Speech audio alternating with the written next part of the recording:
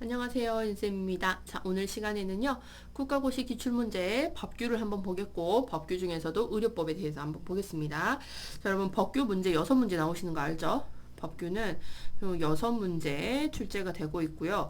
예전에는 이 6문제 대부분 의료법을 많이 냈어요. 과거에는 의료법을 출제를 많이를 출제 비중이 높았죠, 의료법이. 의료법이 출제가 높았는데, 이제는 이 6문제를 어디서 출제하느냐, 고루고루 출제를 하고 있습니다. 그래서 의료법, 뭐 감염, 정신, 결핵, 구강, 혈액 파트가 이렇게 나눠져 있죠? 하나, 둘, 셋, 넷, 다섯, 여섯. 이 파트에서 각각 한 문제씩 내고 있어요. 그렇기 때문에 의료법도 그냥 넘어갈 수 없는 부분이다 라고 보시면 될 것 같아요.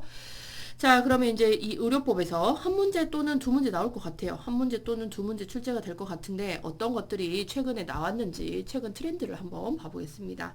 자, 먼저 1번 문제. 의료법에서 정하는 의료인으로 묶인 것은, 자, 여러분, 의료인. 자, 의료인으로 묶인 것. 자, 답은요, 여러분. 자, 보시면 1번에 의사, 한의사 맞아요. 근데 수의사 아니에요. 자, 간호사 맞아요. 약사 아니에요. 그래서 대표적으로 오답으로 수의사, 약사 잘 넣습니다. 자, 그럼 2번 의사, 수의사, 치과의사, 간호사, 약사. 자, 아닌 거. 수의사. 자, 그 다음에 약사 아니에요. 의사, 치과의사, 조산사, 간호사, 약사. 약사 아니라 했죠? 의사, 치과의사, 한의사, 조산사, 간호사. 답은 4번이 되겠고. 자, 의사, 한의사, 수의사 아니죠? 간호사 맞아요. 치과의사, 치과위생사 아니에요. 자, 그러면 우리가 법에서 정하는 의료인 한번 볼게요. 자, 2조에 보시면 의료인하고 나와 있을 거예요. 요거는 우리 교과서에 여러분 7페이지에 보면 나와 있어요.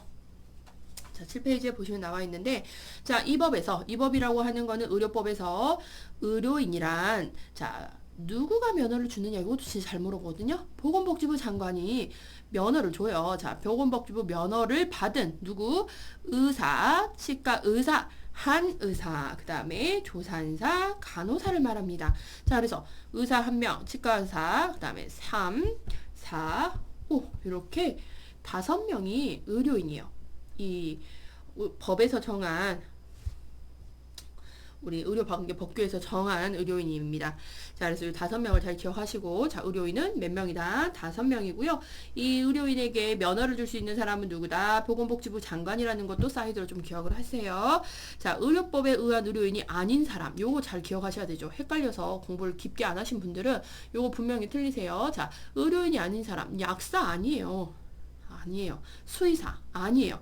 자, 그 다음에 우리 선생님들 간호조무사도 아쉽게 의료인에 포함되어 있지는 않습니다. 자, 그 다음에 요양보호사 선생님 요새 이제 핫하죠, 이 직업이. 그래서 이 직업군도 지문으로 넣을 수 있거든요. 요양보호사도 의료인은 아니에요. 그래서 아까 여기 위에 나왔던 치위생사도 오답의 지문으로 잘 끼워 넣는데 치위생사도 아닙니다. 자, 그럼 다시 한번 여러분, 우리가 의료인 누구? 의료인 5명. 의사, 한의사, 그 다음에 치과 의사. 자, 그 다음에 간호사. 간호사 면허를 가지고 있으면서 그 아이 받는 일이라고 하죠. 우리가 산과의 일을 전문으로 하는, 그래서 조산사의 자격증을 따는 사람을 조산사라고 하죠. 출산을 조력하는 사람, 이렇게 출산을 조력하는 사람 이렇게 기억하셔도 돼요. 근데 이 조산사가 되기 위해서는 반드시 간호사라는 베이스 면허를 가지고 있는 자만이 조산사가 될 수 있어요. 자, 그래서 의사, 한의사, 치과의사, 간호사, 조산사 이렇게 5인만 의료법에서 말하는 의료인이 됩니다. 시험 잘 나와줘. 자, 그 다음에 2번 의료기관은 몇 종인가? 여러분, 요거는 국가고시 안 나왔었어요. 국가고시에 안 나왔었고요. 뭐 나왔다 해도 과거에 나왔을 건데, 최근 여러분 의료기관 몇 종인가 이거 바뀌었어요. 여러분 9종이었었어요. 원래는 과거에 9종. 과거라고 해봤자 뭐 1년 전에 9종이었거든요. 그런데 이게 이제 하나가 더 추가가 됐어요. 뭐가 추가됐냐? 정신병원이 들어오면서 총 10종으로 변경이 됐습니다. 그래서 지금 이제 뭐 재수하시는 분들 같은 경우에는 9종으로 알고 있으셨을 거예요. 의료기관은 몇 종인가 했을 때 9종으로, 문제집도 9종으로 되어 있는 분들이 있는데, 작년에 제가 공지사항에 올려드렸어요. 은하출판사에서도 공지를 해서 올려드렸었는데, 자, 답은 10종, 뭐가 하나 추가됐다? 정신병원이 추가가 됐습니다. 자, 그러면 의료기관의 종류를 한번 봐볼게요. 자, 얘는 제3종 의료기관입니다. 이것도 우리 책 앞쪽에 보면 다 나와 있는 내용들이 시험에 잘 나오거든요. 그래서 우리 책 같은 경우에 지금 7페이지부터 나와 있는 내용들이 되겠고요. 자, 이 법에서 의료법에서 의료기관이란 의료인이 공중 또는 특정 다수인을 위하여 의료 조산의 업을 하는 곳을 이야기를 합니다. 자, 의료기관은 다음과 각 코와 같이 구분을 합니다. 자, 먼저 의원급. 자, 의원. 무슨 의원. 동네에 많죠. 자, 의원은 누가 오픈할 수 있느냐? 의사, 치과의사, 한의사가 오픈을 할 수 있어요. 누구를 대상으로?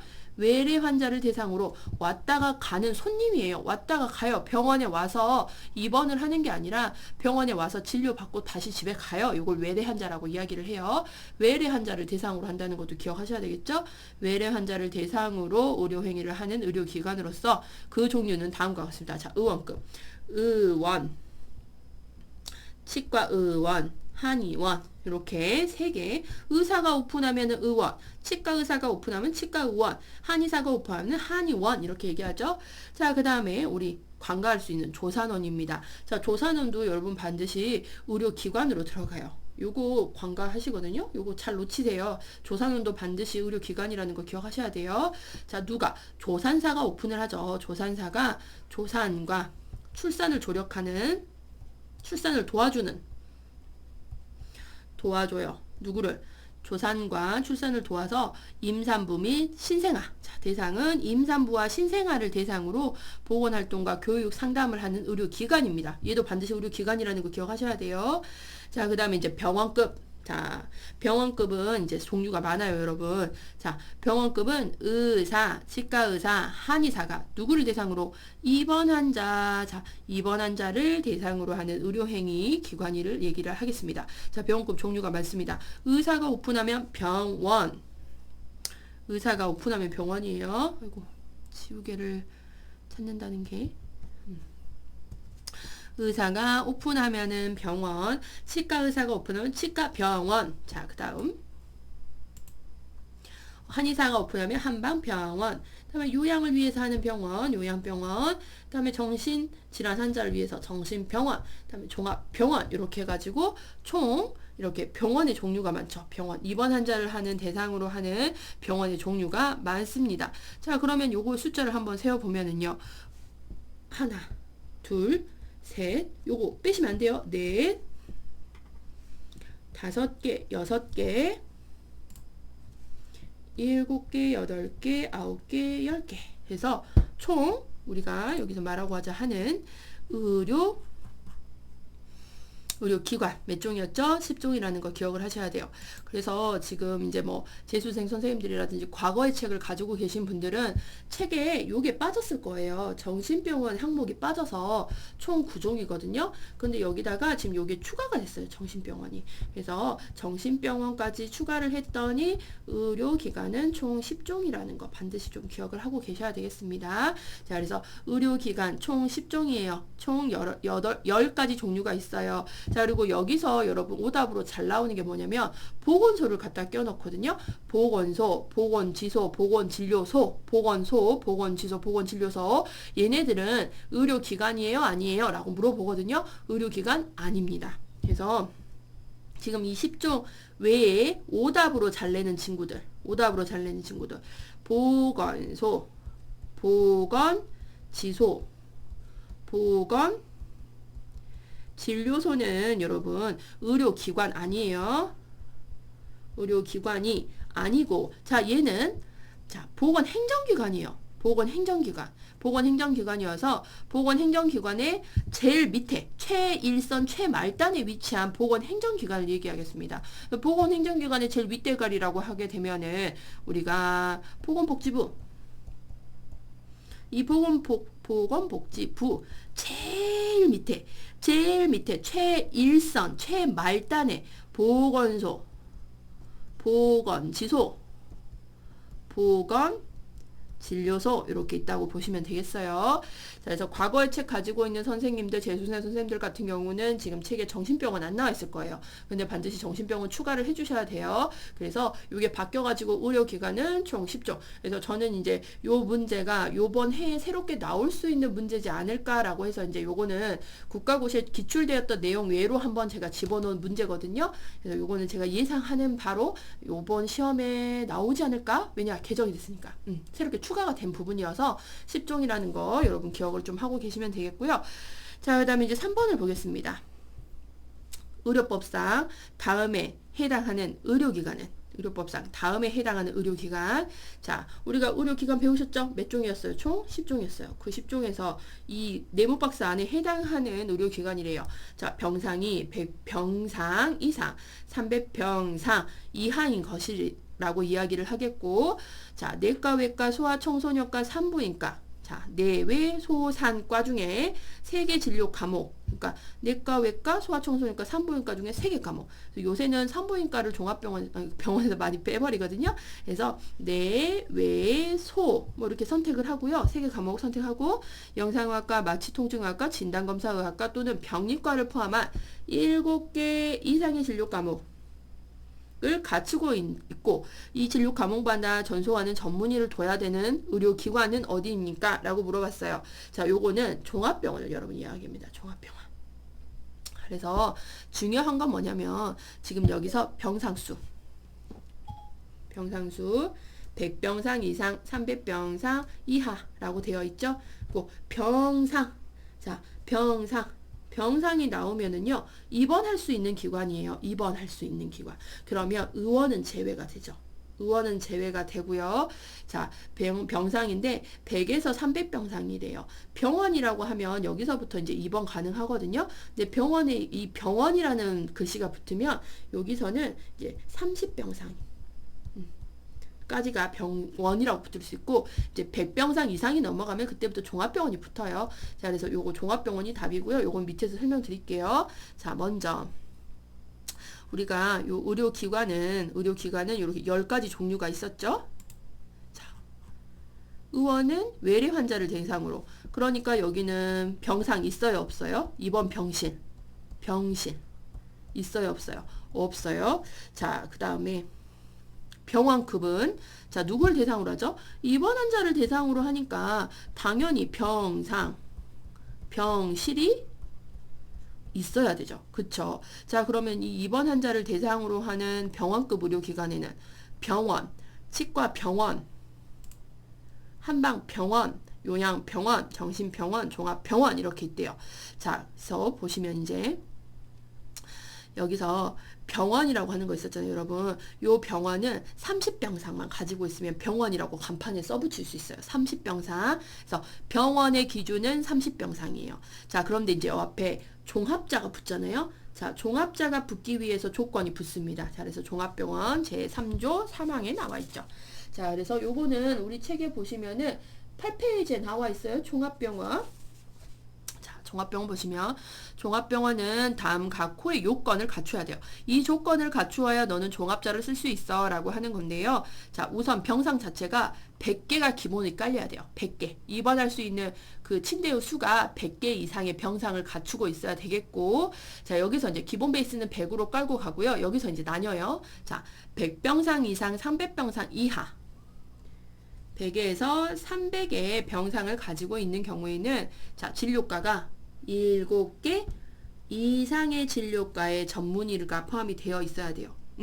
그래서 요거는 100에서 300병상 이하일 때, 자, 그 다음에 이제 300병상을 넘어요. 300병상을 넘은 종합병원 같은 경우에는 조건부가 과가 9개 이상이 돼야 됩니다. 9개 이상의 진료 과목을 가져야 된다. 큰 개념은 요것만 잘 가지고 계시면 돼요. 그래서 어찌됐든 간에 요거 다 뭐죠? 요거 두 개 다 종합병원이에요. 종합병원인데 이제 병상수에 따라서 과목을 몇 개 둬야 되는지 요게 좀 이제 나뉘어지게 되는 거죠. 그래서 보면 우리 진료 과목도 한번 볼까요? 7개 이상의 진료 과목은 내외소산과 중 3개 진료 과목. 근데 요새는요, 일반적으로 종합병원에서 산부인과는 거의 다 빠져버렸습니다. 산부인과. 여성 전문 병원이라고 해서 따로 오픈을 하고 병원 내에는 산부인과가 거의 잘 없어요. 그래서 선택을 할 때 보통 내외 소를 보통 많이 두고요. 자, 요거 3개. 그 다음에 영상의학과 1, 2, 3, 영상의학과, 마취통증의학과, 진단검사의학과 또는 이제 병리과, 이제 병리과 3, 4, 5, 6, 7 과를 포함한 7개 이상 요 개랑 여러 개 또는 병리과를 포함한 7개 이상의 진료 과목. 그래서 요 7개만 잘 기억하세요, 여러분. 7개 이상의 과목을 갖추고 있고 전소가는 전문의를 두셔야 돼요. 그래서 100병상 이상, 300병상 이하 7개 과목. 자, 그 다음에 300병상 이상을 초과하면요. 내외소산 영상학과. 그러니까 여기서는 이제 산부인과 빠지지 않아요. 얘까지 다 포함시켜야 되고요.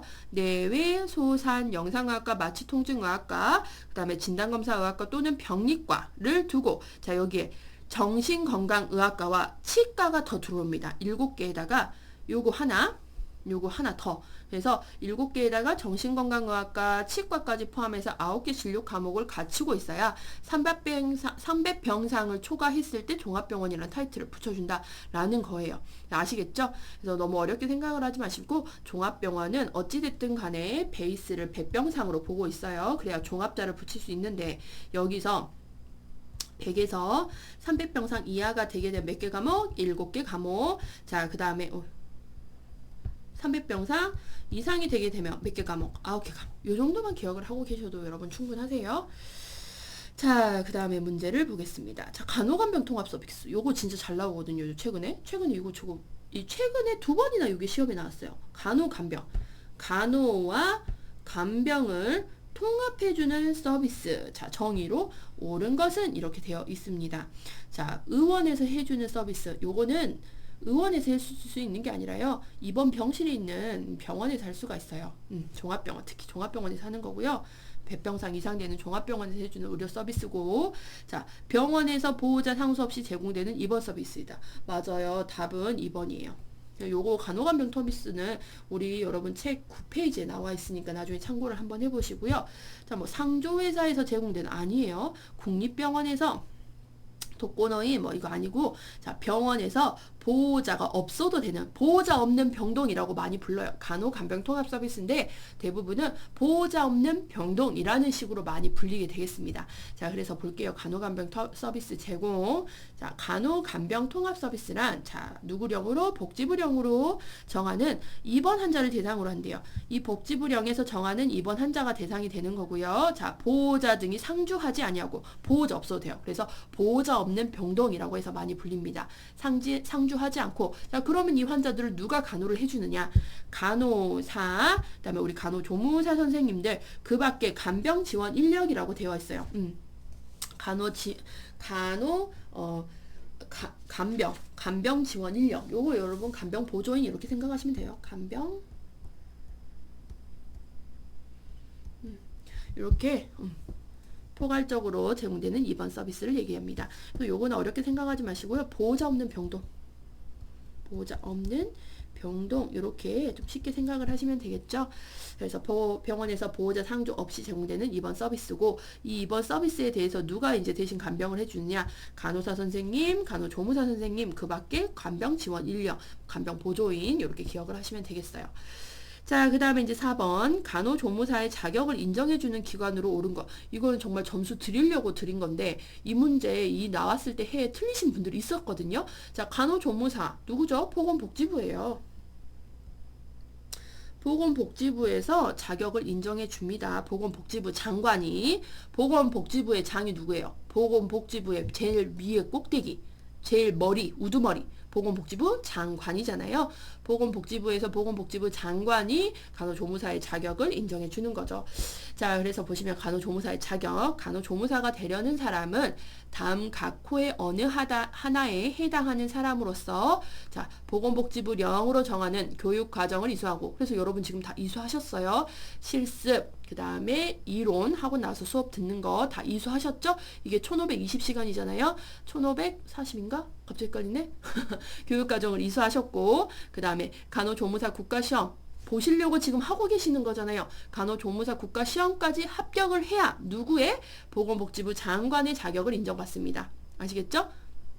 그래서 우리 간호조무사의 아버지는 누구다? 보건복지부 장관이다. 이렇게 기억하세요. 간호조무사의 아버지, 보건복지부의 장관, 보건복지부 장관. 그래서 보건복지부에서 자격을 인정해주고 이 보건복지부 안에 있는 대표 우두머리가 누구예요? 보건복지부 장관입니다. 그래서 우리의 간호조무사의 아버지 누구예요? 보건복지부 장관이다. 자, 기억하시면 되겠고, 자, 그 다음에 의료법상 간호조무사의 업무로 옳은 것은 이렇게 되어 있습니다. 의료법상 간호조무사의 업무. 간단한 진료, 치료. 진료, 치료 누가 해요, 이거? 진료와 치료. 이거 의사 선생님들이 하잖아요. 자, 치과 의료 및 구강보건. 치과와 관련된 의료의 구강보건은 치과 의사가 하는 거고요. 한방의료, 한방보건. 이거 누가 해요? 한의사가 해요. 그 다음에 우리 조무사 선생님들 검사물 채취 안 해요. 자, 한방보건 아니죠. 자, 그래서 간호사 보조 및 요양 위주의 간호가 답이 되겠습니다. 자, 그래서 이제 간호조무사의 업무 편에서 이제 한번 봐볼게요. 간호조무사의 업무. 자, 요거는 요거 두 개 있잖아요. 지금 우리 했던 요 간호조무사 자격을 인정해주는 기관, 그 다음에 간호조무사의 업무에 관련된 거는 우리 교과서 여러분 38페이지에 나와 있으니까 참고하세요. 자, 보시면 간호조무사의 업무는 간호조무사는 문면허 의료행위 금지 규정에도 불구하고 문면허 의료행위라고 하면은 자기 면허 이외의 어떤 일을 하지 마셔라라는 거거든요. 자기 면허 이외의 일은 하지 마셔라. 그래서 간호사는 간호사 이외의 의료행위인 의사가 하는 일 하면 안 되죠. 그 다음에 조무사도 조무사 면허 이외의 간호사 일을 하면 안 돼요. 그 말이거든요. 무면허 의료행위 금지 규정에도 그럼에도 불구하고 자, 간호사를 보조하여서 간호사의 업무를 수행할 수 있습니다. 예외가 된다는 거예요. 간호조무사는. 그래서 무면허 의료행위 금지 규정에도 불구하고 간호사를 보조하여서 간호사의 업무를 수행을 할 수 있어요. 우리 간호조무사 선생님들께서는. 그래서 이 업무의 종류는 굉장히 많아요, 여러분. 그래서 38페이지에 보시면은 나와 있거든요. 그거는 한번 읽어드릴게요. 이게 기재는 하진 않았지만, 자, 간호사의 업무에는 간호사를 보조해도 간호사 업무를 할 수 있는데 환자의 간호 요구에 대한 관찰, 자료 수집, 간호 판단 및 요양을 위한 간호. 대표적으로 나왔죠. 요양을 위한 간호. 자, 그 다음에 의사, 치과의사, 한의사의 지도하에 시행하는 진료, 보조. 대표적으로 여러분 보조하시죠. 자, 그 다음에 간호 요구자에 대한 교육, 상담 및 건강 증진을 위한 활동의 기획과 수행. 그 밖에 대통령령으로 정하는 보건 활동을 수행을 합니다. 그래서 간호사의 업무, 무면허 의료 행위 금지에도 규정에도 불구하고 간호사의 업무를 수행을 할 수가 있어요. 누가? 간호조무사 선생님들께서 할 수가 있다는 거죠. 자, 2번. 간호조무사는 의원급 의료기관에서 의료를 하나요. 의사, 치과의사, 한의사의 지도하에 환자 요양을 위한 간호. 자, 요양을 위한 간호. 자, 그 다음에 진료의 보조를 수행을 할 수 있다. 나왔죠? 자, 그 다음에 구체적인 업무의 범위와 한계에 대하여 필요한 사항은 누구령으로? 보건복지부령으로 정하고 있다라고 되어 있습니다. 자, 아시겠죠? 자, 그 다음에 이제 보실게요. 6번. 주로 외래 환자를 대상으로 의료행위를 하는 의료기관. 자, 대상이 누구래요? 외래 환자래요. 자, 외래 환자는 뭐라겠죠? 병원에 와가지고 치료받고 다시 집에 가는 거예요. 요거를 외래 환자라고 하거든요. 자, 이 대상으로 의료행위를 하는 의료기관 뭐였죠? 의원이 되겠습니다. 의원. 자, 그래서 위에서도 이제 얘기를 드렸는데 의료기관이라고 하는 거는 누가? 의료인이 의료조산의 업을 하는 곳을 이야기를 하겠고, 자, 여기서만은 의원급 의료기관에는 자, 누가? 의사, 치과의사, 한의사가 주로 누구를 대상으로? 외래 환자, 입원 환자 아니에요. 외래 환자를 대상으로 의료행위를 합니다. 그래서 그 의원에는 종류가 의사가 오픈하면 의원, 그 다음에 치과의사가 오픈하면 치과의원, 한의사가 오픈하면 한의원, 이렇게 나뉠 수가 있겠죠. 간과하는 것도 여러분, 조산원 누가 오픈할 수 있어요? 조산사가 오픈할 수 있어요. 자, 그 다음에 누구를 대상으로? 임산부 및 신생아를 대상으로 합니다. 자, 그 다음에 병원급은 누가? 의사, 치과의사, 한의사가 누구를 대상으로? 입원 환자를 대상으로 의료행위를 하는 의료기관이에요. 그래서 여기는 종류가 굉장히 많았죠. 병원, 치과의원, 한방병원, 요양병원, 정신병원, 종합병원. 그래서 최근에 이 정신병원이 하나 더 들어와가지고 얘네들 다 토탈해서 의료기관은 몇 종이다? 10종이다 라는 거 꼭 기억하셔라 라고 했어요. 자, 그래서 대상이 누구가 되는지도 알고 계셔야 되겠죠. 의원급은 외래 환자, 병원급은 입원 환자, 조산호는 임산부, 신생아를 대상으로 하고 있더라 라고 보시면 되겠습니다. 그리고 여기 여러분 요거 시험에는 최근에는 나온 적은 없지만 자, 의원급 의료기관은 병원을 오픈하려고 해요. 그럼 누구에게 신고를 하느냐? 요것도 최근에는 나온 적이 없긴 하지만 여러분 시험에 나올 것도 같아서 이제 얘기를 드리는데, 의원, 치과의원, 한의원을 오픈을 하려고 해요. 그러면 이 오픈건에 대해서 신고를 하셔야 되는데 누구에게 신고하느냐? 누구에게를 많이 물어보거든요. 시, 군, 구청장에게 신고를 하셔야 되겠고요. 그 다음에 이제 의원보다 급수가 더 크죠. 큰 입원 환자를 대상으로 하는 이 병원급 있잖아요. 병원급 같은 경우에는 자, 병원급은 누구에게 허가를 받느냐? 시, 도, 지사 허가를 받아야 돼요. 아시겠죠? 시군구청에 신고, 시도지사 허가. 요것도 최근에는 나온 적은 없어요. 이 유형의 문제는. 하지만 안 나왔던 것들이 또 새롭게 출제가 될 수 있고 가능성이 있어 보여서 제가 한번 여기서 언급을 해드립니다. 자, 그 다음에 이제 7번을 보겠습니다. 의료법상 간호조무사의 자격을 인정하는 사항. 간호조무사 자격 인정한대요. 아까 위에서 했죠, 여러분. 우리 누구의 자식들이에요? 간호조무사의 아버지, 보건복지부 장관, 보건복지부에서 가장 우두머리인 장관이 간호조무사 자격을 인정합니다. 보건복지부 장관, 우리 보건복지부가 우리 아버지예요. 아시겠죠? 자, 그 다음에 8번.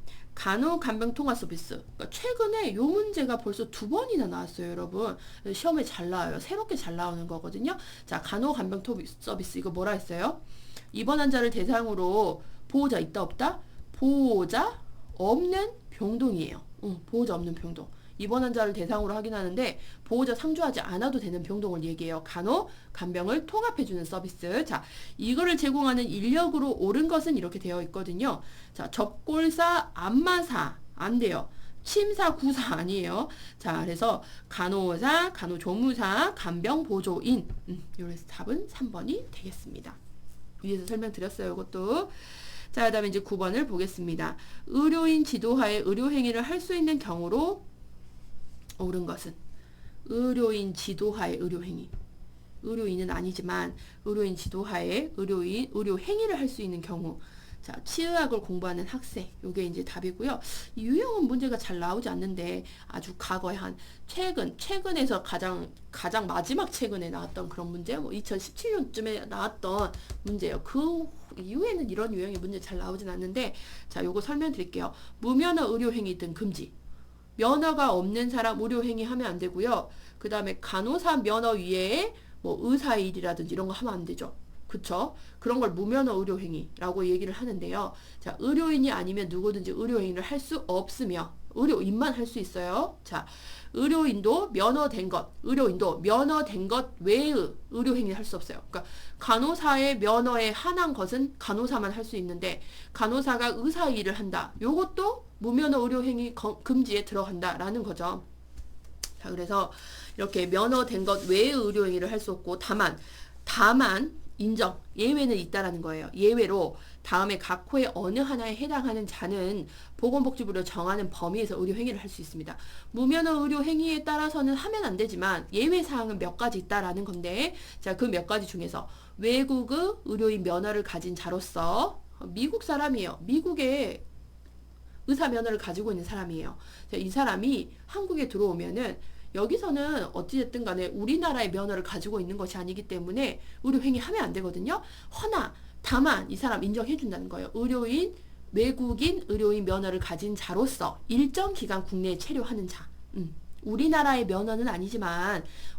의료인 면허는 아니지만 그래도 다만 예외적으로 일정 기간 국내에 체류할 때는 인정해 준다. 자, 그 다음에 2번 의과대학, 치과대학, 한의과대학, 그 다음에 의학전문대학, 치의학전문대학원, 한의학전문대학원, 종합병원 또는 외국 의료원조 기관의 의료봉사 또는 연구 및 시범사업을 위하여 의료행위를 하는 자. 그래서 요 의료와 관련된 학교를 다니면서 의료 봉사 또는 연구, 의료와 관련된 연구, 그 다음에 시범 사업을 위해서 의료 행위를 하는 자는 또 일정 안에서 인정을 해준다는 거예요. 근데 뭐 여기까지만 이렇게 깊게 하실 필요는 없겠고 결론은 이거거든요. 무면허 의료 행위 금지법에도 불구하고 의학, 치과의학, 한방의학 또는 간호학을 전공하는 누구? 학생.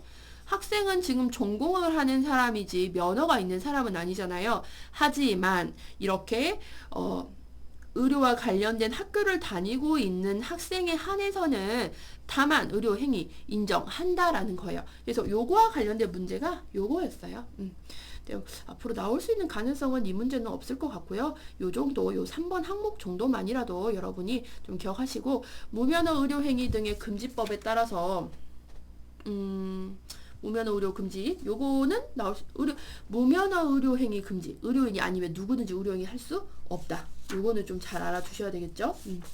요거는 여러분들이 꼭 알고 계셔야 되는 부분이라고 보시면 되겠습니다. 하지만 우리 조무사 선생님들께서는 무면허 의료 행위 금지법에 여기 위에는 뭐라고 무면허 의료 행위 금지에도 불구하고 간호조무사 선생님들은 간호사의 일을 할 수 있다라고 해가지고 배우셨죠? 요것도 기억을 잘 하셔야 돼요. 이해하셨죠, 여러분? 제가 지금 말하고 있는 거 아시죠? 이렇게 해서 기억을 하면 되겠고요. 제가 지금 말씀드리고 싶은 게 하나 있어가지고 이렇게 좀 질질 끌었는데 뭘 말씀을 드리려고 했는지 갑자기 생각이 안 나가지고 지금 책을 보고 있거든요. 요거였어요. 의료행위, 무면허 의료행위 금지법에 따라서 의료인이 아닌 사람 그리고 다만 이렇게 인정해주는 사람에게는 의료행위 하면 안 되잖아요. 요걸 어겼어요. 이 법을 어기고 무면허인데도 불구하고 막 의료행위를 하는 거예요. 그러면 이 사람들 어떻게 되느냐? 5년 이하의 징역, 5천만 원 이하의 벌금형. 철컹철컹 한다는 거에 세고랑 찰 수 있고요. 그 다음에 5천만 원 이하의 벌금을 낼 수 있습니다. 그래서 무면허 의료행위 등 금지법도 이렇게 이제 한번 보시면 되겠고 여기까지 하시면 여러분 최근에 나왔던 국가고시 문제였고요.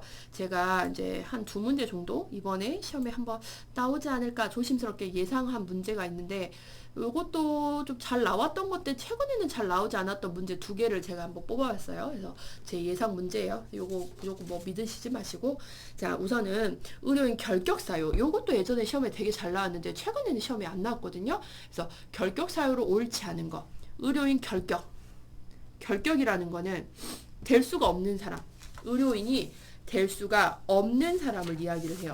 요 결격사유도 시험에 잘 나왔어요. 여러분 우리 교과서 11페이지 나온 사항이고요. 법 8조죠. 자, 11페이지에 보시면 이 결격이라는 건 될 수 없는 사람이에요. 의료인이 될 수 없는 그 사유가 있는데 그 사유로 옳지 않는 것이래요. 정신질환자, 피한정 후견인, 그다음 피성년 후견인, 마약, 대마, 항정성 의약품을 중독자. 이 사람들은 될 수가 없고요. 결격사유로 옳지 않은 것은 파산 선고를 받고 다시 회복된 자, 요 사람은 될 수 있어요, 의료인. 하지만 정신질환자, 피성전 후견인, 피항전 후견인, 마약, 대마, 항정성 의약품 중독자 같은 경우에는 결격 사유에 해당이 됩니다. 그래서 결격 사유에 해당되지 않는 거, 옳지 않는 것은 요거죠, 5번이 답이고요. 자, 결격 사유 설명을 드릴게요. 자, 보시면 결격 될 수가 없는 경우 자 다음에 각 호의 어느 하나에 해당하는 자는 의료인이 될 수가 없다라고 되어 있습니다. 될 수가 없어요. 자, 1번 정신건강 증진 및 정신질환자 복지 서비스 지원에 관한 법률 이런 거 모르셔도 되겠고 어찌됐든 자 누가 안 되느냐 정신질환자 안 돼요. 정신질환자는 의료인이 될 수가 없어요. 하지만 조건부가 붙습니다. 다만 전문의가 의료인으로 적합하다고 인정해요. 이 사람 정신질환이긴 하지만 의료인 할 수 있어요. 라고 인정을 한다면 인정하는 사람은 그러하지 아니한다. 정신질환자긴 하지만 전문의가 의료인으로서 적합하다고 인정을 했어요. 그럼 이 사람은 의료인 될 수 있다는 거예요. 근데 우리가 뭐 다만까지 여기까지 다 외우실 필요 없겠고 결격사유에 해당하는 사람 정신질환자 한 분 들어갔죠. 자 그다음에 마약, 대마, 향정신성 의약품에 중독되신 분들 안 돼요. 의료인 될 수 없어요. 병원에는 한정신성 의약품, 마약 같은 것들이 많잖아요. 그런데 이런 중독자분들이 이런 하게 된다고 하면은 큰일 나겠죠. 안 돼요. 자, 그다음에 피성년 후견인, 피한정 후견인. 과거책 가지고 있는 선생님들께서는 금치산자, 한정치상자라고도 이제 지금 표기가 되어 있는데, 요게 이제 피성년 후견인, 피한정 후견인 이렇게 불립니다. 자, 이 사람이 뭐냐? 이 내용까지 다 모르셔도 돼요. 하지만 그래도 궁금하죠? 자, 피성년 후견인은 뭐냐? 피성년 후견인, 질병, 장애, 노령, 그 밖의 사유로 인해서 정신적인 제약 때문에 사무, 일 처리할 능력이 지속적으로 결여됐대요. 결여된 사람으로 얘기를 하는 거예요. 그 다음 피한정 후견인은요, 똑같은데 정신적 제약으로 사무 처리 능력이 여기는 부족한 사람이에요. 부족한 사람들은 뭐가 될 수 없다? 의료인이 될 수 없어요. 그걸 누구라? 피성년 후견인, 피한정 후견인. 그러니까 결론은 뭐냐? 이분들은 일 처리를 잘 할 수가 없어요. 일 처리를 아예 할 수 없던지 아니면 일 처리할 능력이 자체가 되지 않기 때문에 의료인이 될 수 있다 없다? 없다라는 거예요. 피성년 후견인, 피한정 후견인. 결격 사유의 대상으로만 잘 알고 계시면 되겠지. 이 속 내용 의미까지 다 알고 계실 필요는 없어요. 자, 그 다음에 4번. 의료 관련 법령을 위반하여 금고 이상의 형을 선고받고 의료 관련 법령 나쁜 짓 했대요. 나쁜 짓을 해가지고 세고랑 찰컹찰컹 아니면은 이제 금고형 우리가 벌금 같은 거 이런 형을 선고받고 그 형이 집행이 종료가 되지 않았어요. 아직 집행이 종료되지 아니하였거나 그 다음에 집행을 받지 아니하기로 확정되지 아니한 자. 자, 요건 뭐냐면 집행을 받을지 안 받을지 아직 결정되지 않았어요. 아리까리하다라는 표현을 우리가 하죠. 받을지 안 받을지 아직 확정이 되지 않는 사람이에요. 이 사람들도 결격사유에 해당이 되더라라고 보시면 되죠. 그래서 결격사유, 의료인이 될 수 없는 사람들, 정신질환자, 그 다음에 약품에 중독된 사람들, 어떤 약품? 마약, 대마, 향정신성 의약품에 중독된 사람, 피성년 후견인, 피향전 후견인, 일 처리할 능력이 없거나 떨어지는 사람, 그 다음에 아직 나쁜 짓 했어요. 나쁜 짓을 하고 나서 그 벌을 지금 받고 있는 사람, 그 다음에 벌을 받을지 안 받을지 정확하게 확정이 되지 아니한 사람들은 뭐가 된다? 결격 사유의 원인이 되더라 라고 보시면 되겠습니다. 이해하셨죠? 그래서 요것도 정말 과거에는 시험에 잘 나왔는데 최근에는 잘 나오지 않아서 이번에는 한 번쯤 시험에 출제하지 않을까라고 해서 제가 뽑아본 문제고요. 그 다음에 2번을 볼게요. 자, 진료에 관한 기록의 보전 시 진료기록부 보존기간. 아이고, 요거 제가 문제 잘못 뽑았네요. 진료에 관한 기록을, 요건 문제를 제가 좀 바꿀게요. 진료에 관한 기록 보전 시,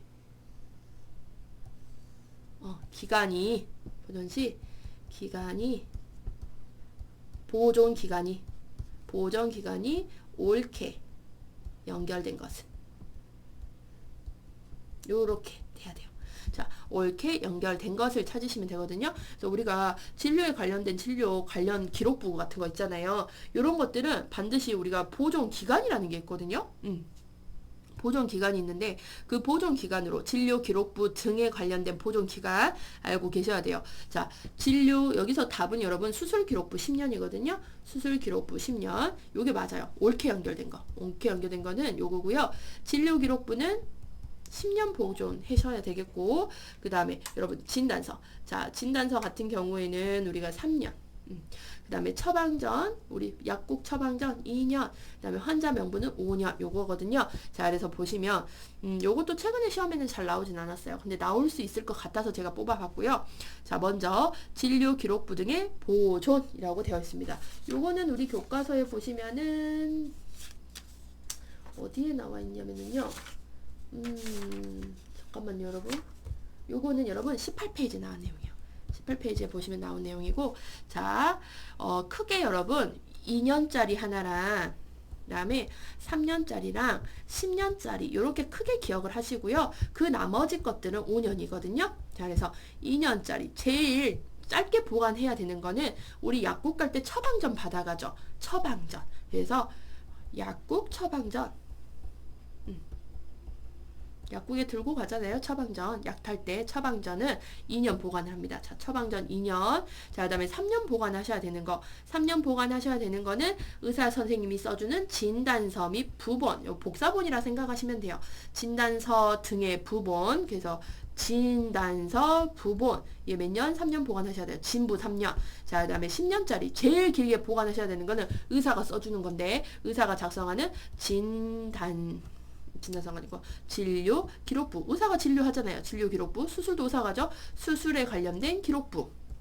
그래서 진료 기록부, 그 다음에 수술 기록부 몇 년이죠? 10년. 그래서 진수 10년, 진부 3년, 그 다음에 처방전. 약국 가서 하는 2년 이렇게 기억을 하시고, 자, 나머지 환자 명부, 검사 내용, 검사 소견 기록 5년, 방사선 사진, 간호기록부, 조상기록부 이런 거 5년이에요. 그래서 나머지 것들은 5년 이렇게 기억하시면 되고, 요거 2년짜리, 3년짜리, 10년짜리만 머릿속에 잘 기억을 하시면 될 것 같습니다. 그래서 제가 이제 조심스럽게 뽑아본 문제는 이런 것들이 되겠고, 그 외에도 나올 것 같은 것들이 좀 더 있긴 했지만 문제가 조금 더 길어질 것 같아서 이 설명 기간이 조금 길어질 것 같아가지고 제가 뽑지는 않았어요. 뽑지는 않았는데 아까 제가 메뉴에서 말했던 그 개설 있었잖아요. 의료기관을, 아이고, 어디 있었지?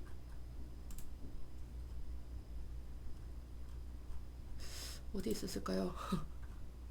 시군구청장은 밑에 있었는데, 있다. 요것도. 다음 중, 의원급의 의원에 대해서 의원을 오픈을 할 때,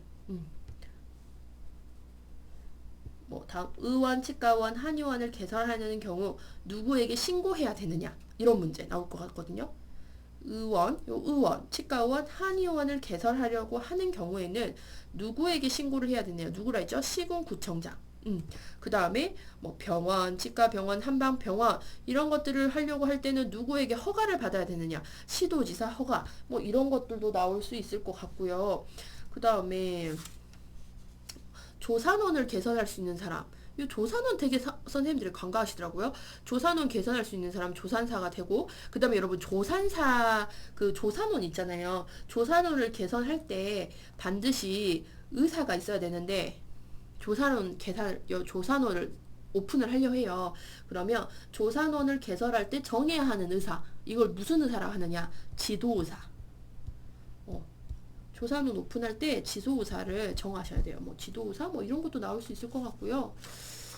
나올 수 있는 것들의 경우의 수는 좀 있기는 하지만 그나마 이제 제가 나올 것 같은 것들은 아까 밑에 있는 두 문제는 나올 수도 있지 않을까라고 해서 이렇게 윤쌤 예상 문제에서 두 개를 한번 뽑아봤는데 이제 어떻게 될지는 모르겠고, 여러분 아무튼 최근 트렌드는 이런 식의 문제들로 출제가 됐다는 거 참고하셔서 이제 마지막 총정리 잘 하시면 될 것 같습니다. 자, 그럼 오늘 수업은 여기까지 해서 종료를 할게요. 모두 수고하셨습니다.